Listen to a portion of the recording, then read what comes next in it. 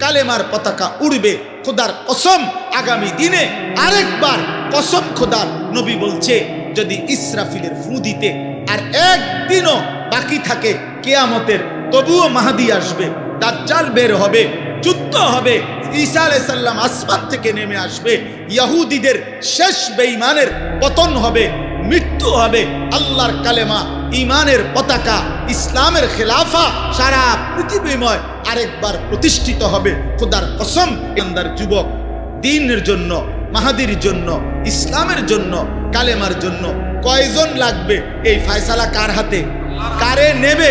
এই ফয়সালা কার হাতে? আর বিশ্বময় কালেমার পতাকা উড়াবে তারা। এটা মাহাদির এবং ঈসার নেতৃত্বে দাজ্জালের বিরুদ্ধে, ইহুদিদের বিরুদ্ধে হাদিসের বক্তব্য হলো শেষ যুদ্ধ, চূড়ান্ত লড়াই ফজরের নামাজের পরে শুরু হবে। ফজরের মুসল্লিদেরকে সাথে নিয়ে মাহদী এবং ঈসা যুদ্ধ শুরু করবে।